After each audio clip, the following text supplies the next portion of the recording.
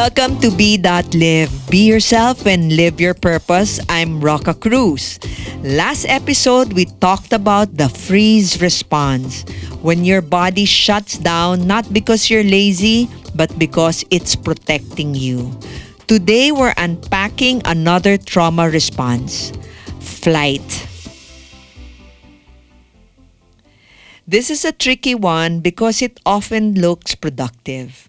You're busy, you're moving, you're achieving. But what's really happening? You're running away. Let's start with the story of Stephanie. Stephanie grew up in a broken home. Her dad was mostly absent, and her mother was raising 4 kids on her own, carrying the full weight of bills, pressure, and pain. The mom prioritized the eldest son's education. He was taking engineering, so most of the resources went to him. Stephanie, the middle child, learned not to ask for much. She doesn't want to add more to her mom's burdens. She became the easy one, quiet, self-managing, kinda street smart. But underneath, Stephanie was sad and alone. Her mother, overwhelmed from work, would lash out at home. Stephanie hated conflict, so she coped the only way she knew how. She ran. Not with a suitcase. She ran into daydreams, into silence. She even ran to her friends, sports. She ran into her thoughts. She ran into music. She ghosted when her friends got too close. She shut the door in relationship when things got hard. She worked hard but avoided anything too personal, too emotional, too real. Then one morning, at 27 years old, Stephanie woke up feeling hollow. She felt tired of being a tumbleweed, bouncing through life with no roots, no anchor. So that day, she prayed. She whispered, "God, I'm tired of being alone. I'm tired of shallow relationships. I want to be loved. Help me. I want to belong." She slept.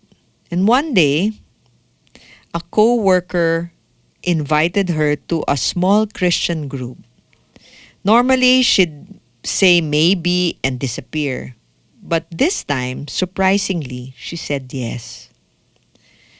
That night in the group, she didn't feel judged. She felt welcomed. They prayed with her. They laughed with her. And for the first time in years, Stephanie felt peace.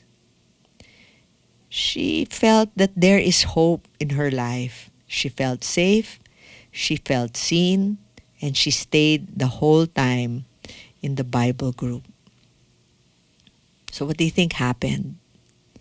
Well, let's sit first. Let's pause here and grab your journal and sit quietly and write down these questions.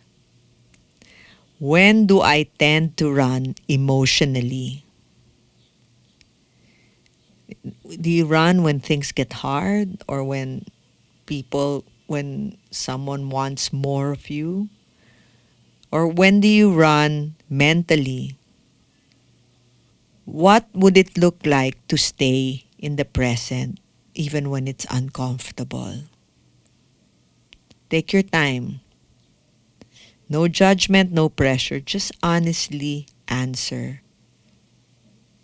When do I tend to run emotionally?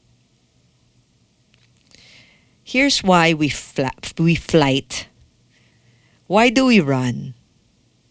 Because once upon a time, staying felt dangerous. You may have grown up in chaos, in a home where your voice didn't matter, or where expressing anger got you punished. You believe, if I just stay ahead, stay useful, stay gone, I'll be safe. But that survival pattern, if left unchecked, becomes a prison. You start running from everything. You run away from conflict. You run away from intimacy. You run away from stillness. You run away from love, even joy. So ask yourself, do I want to run away? Do I want to love and feel love? Of course you do. So you don't conquer flight by forcing yourself to stay. You conquer it like trees, like the last two. Here's how you do it. You name it. Once you're avoiding something important because you're afraid, you name it. You say, oh no, I'm flying, I'm running away. I'm running away, and name why you're running away. Also practice staying. Stay one more minute in discomfort.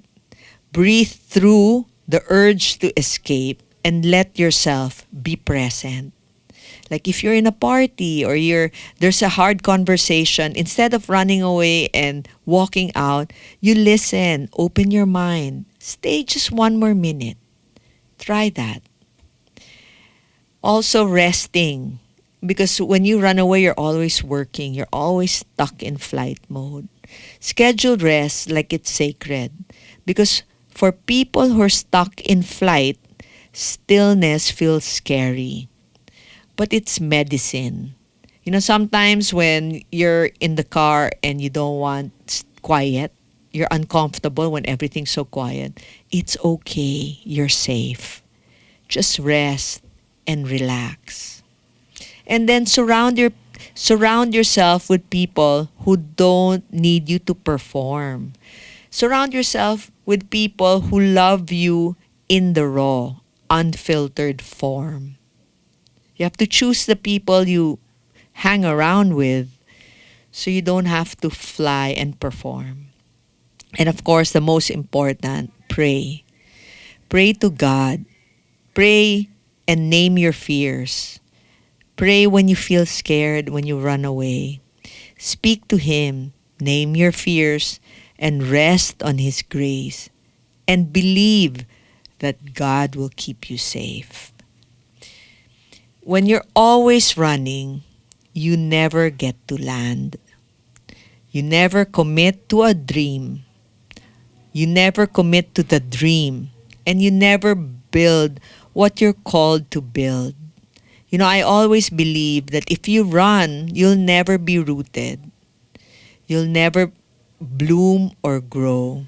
God gave us gifts, but we need to be present and not panic. Healing the flight response helps us to stay long enough to grow and bloom, to love, to lead, to live. So, let's practice being still by this breathing exercise. Open your hands, open your arms, and close your eyes if you like, and inhale. Slowly inhale, hold it, and then exhale. Inhale, hold, exhale. Whisper to yourself, I am safe. I don't have to run. I am allowed to stay. So you're not alone. You're not broken. You're just someone who learned to run, and now you're learning to stay.